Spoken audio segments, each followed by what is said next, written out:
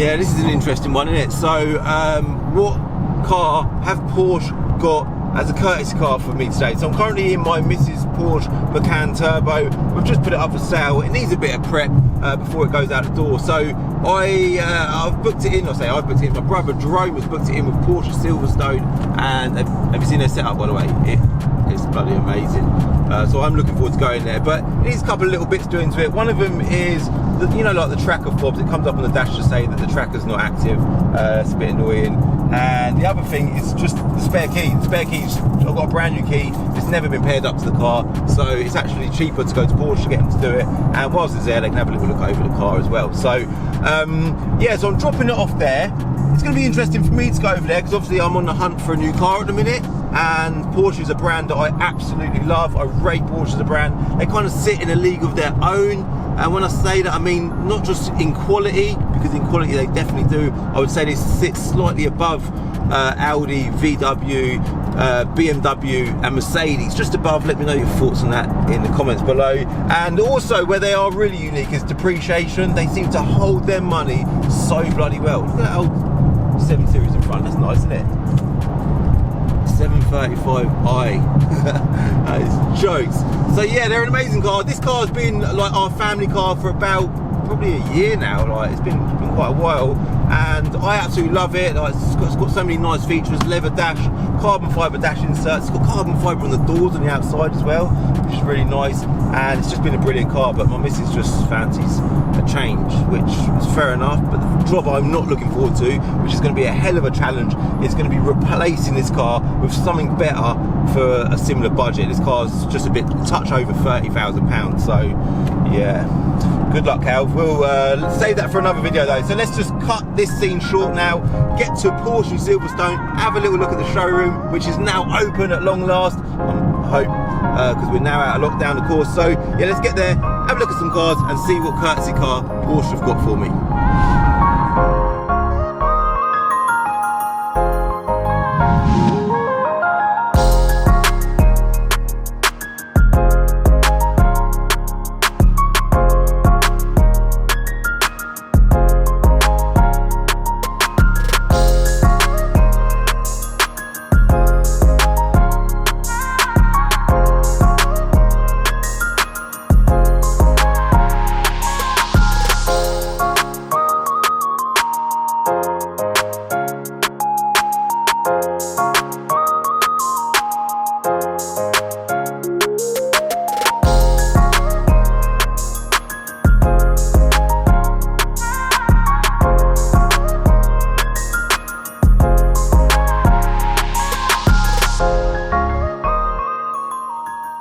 Alright, comment in. Any guesses? What do you think it is? Is it the Cayenne there? A little A3 maybe? Volvo. We've got a Volvo. Is that another Porsche Cayenne? Yeah, nice A3 there. I know what I'd like it to be. 718 Boxster. That would be nice, wouldn't it? Yeah, maybe that. That's what I would like it to be. That is me all over. Porsche 911 GT3. Inside we had some GT3 RSs, you lot probably saw them. I'm under strict orders not to film any regs inside the showroom, so I didn't do that. There's the Macan there, sitting there looking pretty.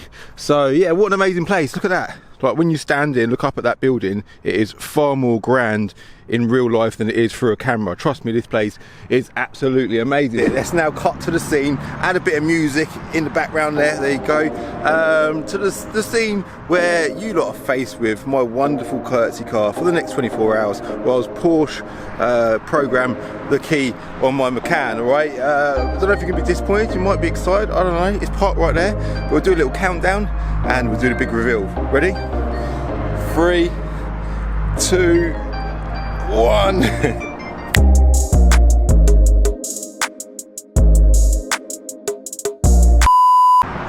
I'm joking, it ain't an Audi, alright? It is something with a Porsche badge, and it's definitely a bit nice. No, to be fair, that's a nice A3. I'm not looking at the A3, that's a lovely little car. Respect to the owner of the A3. But the Porsche that I'm going to be driving for the next 24 hours is parked right here. Let's do another countdown, 3 seconds, and this time I won't mess you around, alright? Ready? 3, 2, 1.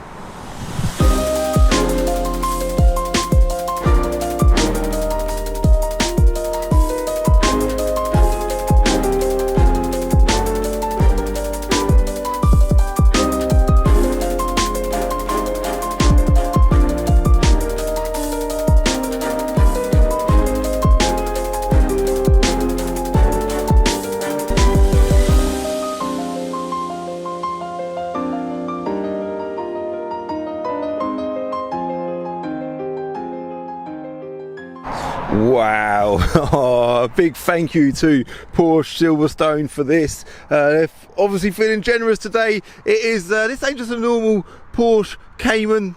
For those that do know a little bit about Porsches, this is a Cayman GTS 4 litre. So I've just done a bit of research on my phone. Because I didn't have a clue what car I was getting, it would have been impossible for me to prepare to talk to you lot about which car I got. So I've just done a bit of cheeky little research on the Porsche website. A 718 here, if we zoom in. There we go. So a normal 718 Cayman is about 45 grand new, and then the Cayman S is there it is there, 55 grand new, and then up from there we've got the GTS. Yes, Cal, you got the expensive one, mate. It's 65 grand new. Obviously this is base spec, and then the top of the range one there is a GT4, which is £76,000 new. So this car here is like top of the range bar the GT4. They're obviously a 4 litre flat 6 engine, naturally aspirated, and those that would have just watched them cinematics carefully would have noticed that it is a manual, man. How exciting is that? So I have got this car for just a short time only. Annoyingly, I'd love to have it for a few more days, but it's got to come back tomorrow morning. But for the time that I've got it, I may as well show you a lot around it. So what else can I say about it? I think they're about 1,300 kilos in weight. Revert back to Google. There we go, Calf. Yeah, see, 1,385 kilos in weight, and I think they're about 400 brake horsepower. But what a lovely car. So that's the 718 Boxster. This is obviously the 718 Cayman. The obvious difference between the two is that's the soft top and that isn't. This car's got a boot at the front and a boot at the back, which I will demonstrate just now. 1 second. There's a wonderful key. There we go. I'll be very careful because this car is brand spanking new. I'll show you the mileage on it in a sec. There we go. Yeah, I'll show you the mileage on it in a sec. There's my lovely camera bag. Bit of space there, and there's even a bit of space behind the front seats. And then if we pop around the front, then honestly, I'm being so gentle with this car, man. I think this is the first time I've ever driven a brand new car. Oh no, I accidentally popped that earlier.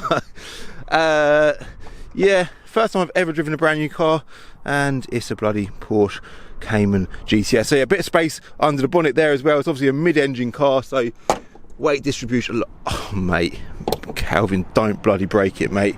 Do not break it, Calv.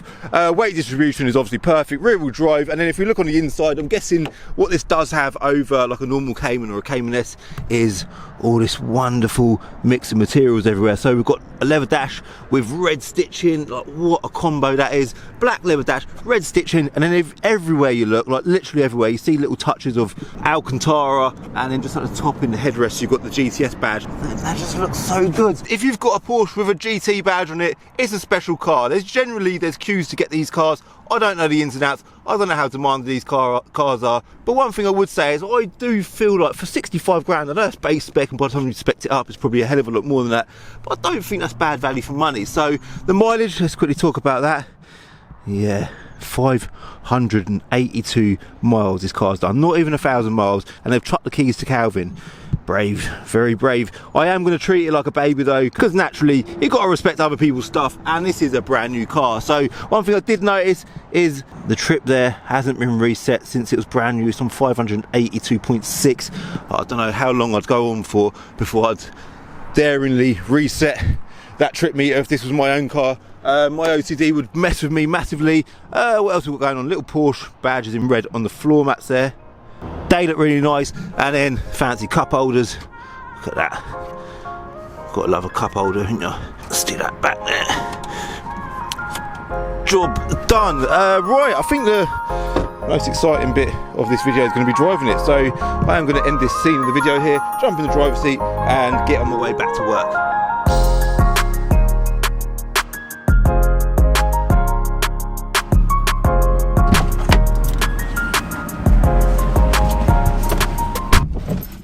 Oh, it's so nice in here. The smell is the first thing you notice when you get in a brand new car, isn't it? Not that I get to experience many brand new cars. Even that sound system. Let's have a little listen, yeah?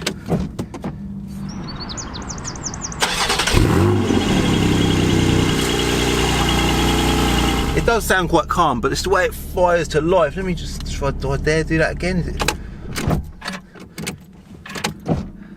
Foot on clutch pedal. the way it just bursts into life. But we have got like a toggle here, so we're currently in O, which we're going to call, for the purpose of this video, original mode, and then put it into S. Oh, so O symbolises normal, S is sport. As you put it in sport, you can notice a slight subtle difference in exhaust note.